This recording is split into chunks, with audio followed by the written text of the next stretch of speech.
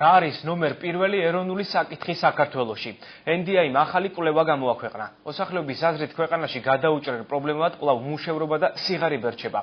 როგორია საზოგადოების განწყობა საქართველოში და კიდევ რა საკითხებს დაეთმო NDI-ის ანგარიში? ლელა გოგოლაძე ისაუბრებს, ახლა ლელა გისმენთ. ეროვნულ-დემოკრატიული ინსტიტუტი, რომელიც საქართველოში კვლევებს უკვე 20 წელი ატარებს, საზოგადოებრივი გამოკითხვის შედეგებს ყოველთვიურად გვთავაზობს. ამჯერად მოსახლეობის მიმართ კითხვები დაისვა ქვეყანაში არსებულ სოციალურ მდგომარეობასა და აქტუალურ პოლიტიკურ მოვლენებზე, თუ როგორია მოსახლეობის განწყობა როგორც ქვეყნის ეკონომიკის, ისე საშინაო და საგარეო პოლიტიკის მიმართულებით, ამას ჩვენი სიუჟეტიდან შეიტყობთ. საქართველოში გადაუჭრელ პრობლემად კვლავ უმუშევრობა და სიღარიბე რჩება. ასეთია მოსახლეობის განწყობა ეროვნულ-დემოკრატიული ინსტიტუტის კვლევის შედეგების მიხედვით.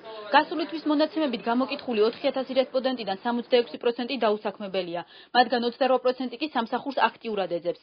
რესპონდენტთა უმრავლესობას ჯანდაცვის, სოფლის მეურნეობისა და განათლების სფეროებში რეფორმების განხორციელება სურს.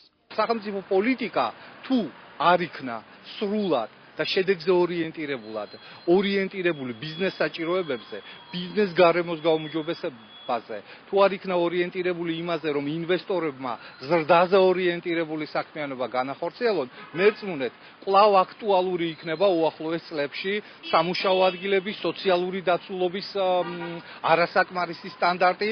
ქართული ეკონომიკის მთავარ გამოწვევებად ლარის კურსის ვარდნა, კომუნალურ გადასახადებსა და საწვავებზე არსებული მაღალი ფასები და შეჩერებული ინფრასტრუქტურული პროექტები სახელდება.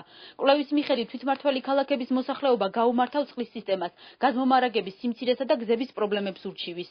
კომუნალურ გადასახადებთან დაკავშირებით მოსახლეობისთვის ტარიფი ამ ეტაპზე მე ვფიქრობ არის ოპტიმალური და გარკვეული შემცირება მოხდა, მაგრამ კიდევ უფრო მეტი შემცირების რესურსი უკვე ბიზნესისთვის, ამ სფეროში ბიზნესის კეთებისთვის იქნება არარენტაბელური. აქ სადაც ხელისუფლება უნდა იმოქმედოს, მე ვფიქრობ არის კომპანიებისთვის კორპორატიული ტარიფების შემცირების მიმართულებით მუშაობა. ეროვნულ ბანკმა უფრო მეტად უნდა უახტინოს გარკვეულწილად ჩარევები, რომ ეს კურსების მერყეობა ნაკლებად საგრძნობი იყოს ჩვეულებრივი ადამიანებისთვის. ამავე კვლევის თანახმად ბოლო თვეების განმავლობაში სულ უფრო მეტი ადამიანი ფიქრობს, რომ საქართველოსთვის მთავარი საფრთხე რუსეთია და ორ ქვეყანას შორის ურთიერთობა უნდა გადაიხედოს. რაც შეეხება ქვეყნის საგარეო კურსს, გამოკითხულთა 58% მიესალმება ევროატლანტიკურ სტრუქტურებში ინტეგრაციას, 20% კი ქვეყნის ევროპულ პერსპექტივას რუსეთთან კარგი ურთიერთობის გამო დათმობდა. ყველამ დაინახა რა მეთოდების, რამდენად მრავალფეროვანია რუსეთის მეთოდები, როცა ის ცდილობს საკუთარი იმპერიული ინტერესები დაიკმაყოფილოს. მეც შედეგები, რომელიც დღეს NDI-მ გამოაქვეყნა, გარკვეულწილად იმედის მომცემია, რაც მიანიშნებს იმას, რომ საქართველოს საზოგადოება სიფხიზლე არ მოდუნებია და რუსეთს კვლავინდებურად აღიქვამს მთავარ საფრთხეს საკუთარი სახელმწიფოსთვის და არა საკუთარი ეკონომიკური კეთილდღეობის წყაროდ, რომელიც თავისთავად ილუზიაა. რაც შეეხება საშინაო პოლიტიკას, კვლავ აქტუალურია ტერიტორიული მთლიანობის პრობლემა. საზოგადოებაში თითქმის ორჯერ გაიზარდა განწყობა, რომ ქვეყანა არასწორი მიმართულებით ვითარდება და ხელისუფლება მათთვის არასასრულ რეფორმებს ახორციელებს. ქართველთა უმრავლესობა ფიქრობს, რომ 2012 წლის არჩევნების შემდეგ ქვეყანაში კრიმინოგენული სიტუაცია გაუარეს და ან იგივე დარჩა. რაც შეეხება უკანონო მოსმენებს, გამოკითხულთა აბსოლუტური უმრავლესობა ემხრობა არასამთავრობოების მიერ წამოწყებულ კამპანიას ეს შენგეხება და იზიარებენ სამოქალაქო სექტორის ეჭვს უკანონო მოსმენების არსებობასთან დაკავშირებით.